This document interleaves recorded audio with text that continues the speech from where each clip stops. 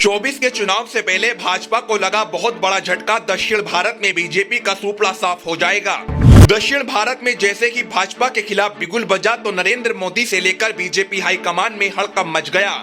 NDA गठबंधन में सबसे बड़ी फूट पड़ी। राहुल और नीतीश की जोड़ी ने बीजेपी के पैरों तले जमीन खिसका दी है। राजनीति में कौन एकदम से बाजी पलट दे, इसका कोई अंदाजा नहीं लगाया जा सकता है।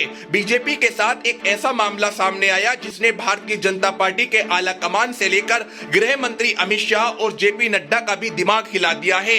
यहाँ तक कि प्रधानमंत्री नरेंद्र मोदी भी ये समझ नहीं पा रहे कि अब 2024 में किस तरह से नैया पार की जाएगी। दरअसल दक्षिण भारत में बीजेपी का सिमटना बिल्कुल पक्का हो गया है।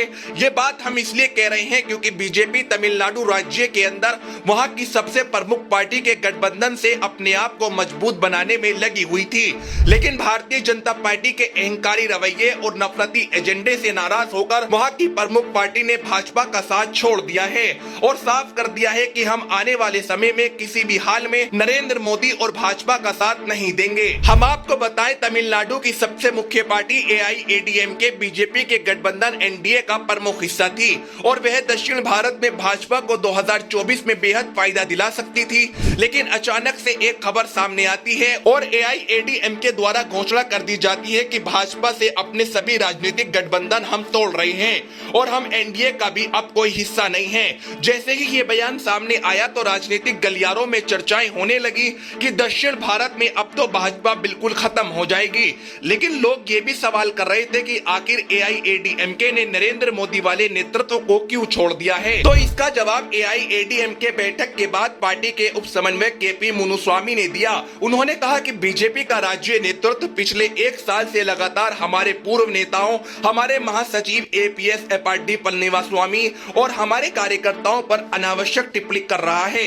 इसी वजह से हमारी पार्टी के सभी कार्यकर्ता और नेता भाजपा से बहुत नाराज थे और बैठक के अंदर सर्वसहमति से ये फैसला लिया गया कि हम भाजपा से अपने सभी राजनीतिक रिश्ते तोड़ रहे हैं। एआईएडीएमके के नेता लगातार भारतीय जनता पार्टी के आला कमान से कह रहे थे कि तमिलनाडु के बीजेपी अध्यक्ष अन्नामलाई लगातार हमारी पार्टी के वरिष्ठ नेताओं पर आपत्तिजनक टिप्पणी कर रहे हैं और हम उनसे माफी मांगने की अपील करते हैं। लेकिन भारतीय जनता पार्टी ने अपना अहंकारी रवैये को दिखाते हुए ये कहकर मना कर दिया कि अन्नामलाई हमारी पार्टी का तमिलनाडु में बड़े स्तर पर विस्तार कर रहे हैं, इसलिए हम उनके खिलाफ कोई भी एक्शन नहीं ले सकते। इसी वजह से एआईएडीएमके ने ये फैसला लिया कि भारतीय जनता पार्टी के साथ रहकर 2024 में कोई फायदा नहीं होगा, बल्कि हम अकेले रहकर इससे ज्यादा सीटें हासिल कर सकते हैं। लेकिन कुछ राजनीतिक पंडित ये भी मान रहे हैं कि आने वाले समय में एआईएडीएमके इंडिया गठबंधन में शामिल हो सकता है। लेकिन 2024 में भारतीय जनता पार्टी सरकार बनाने में कामयाब होगी या फिर इंडिया गठबंधन एआईएडीएमके को अपने साथ लेकर के बीजेपी को पटकनी देने में अपनी कामयाबी हासिल कर लेगा। आपको क्या लगता है? कमेंट में अपनी राय बता सकते हैं।